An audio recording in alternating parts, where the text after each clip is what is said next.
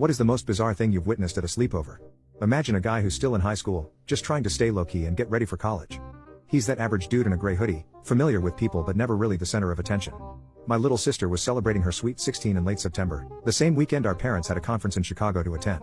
Negotiations were in full swing. Our parents wanted to reschedule her party to be there, and my sister just wanted to have her friends over and feel more grown-up.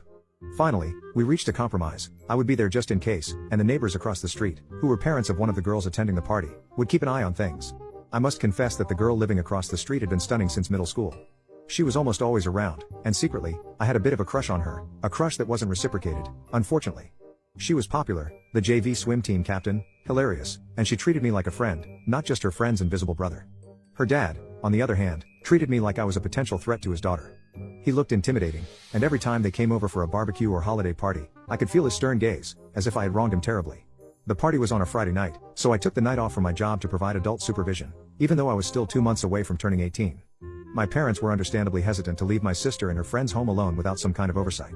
I ordered pizza and paid with my dad's credit card, as instructed, for pizza and soda only. My sister and her friends had rented a couple of movies that afternoon, and they were in the living room, watching something on cable with the volume up high, covering the sounds of laughter and excitement. I was in my room, doing my best to stay out of their way, as invisible as always.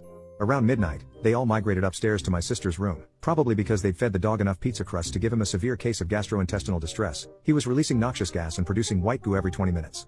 So there I was, on the couch in the living room, surrounded by the remnants of the birthday party, watching the dog's antics while enduring the stench. At one point, I thought I heard something in the backyard, and my dad had warned me to watch out for party crashers. So I checked the yard, locked the back gate, and secured the back door. By 3 a.m., I was pretty drowsy. I could hear the girls upstairs, their laughter sounding like a comedy club in full swing. There was occasional commotion, heavy-footed dancing, and intermittent trips downstairs to grab more soda from the fridge. They seemed oblivious to my presence on the couch, as well as the poor dog's plight by the front door. Then, suddenly, everything went quiet. The laughter ceased, the footsteps disappeared, leaving just silence. So out we went. As I stood on the front steps, with the dog on a leash, doing his business, I heard someone swearing in our backyard while trying the locked door. Moments later, 6 girls, now in their pajamas, emerged from the side fence and gathered around the side of the house until they came to a halt in front of me. My sister cowered behind our neighbor, who was desperately trying to maintain her modesty.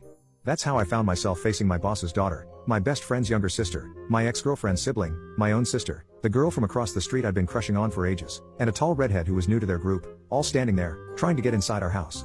Let me paint a picture of what went through my mind. This was going to be quite an unexpected encounter.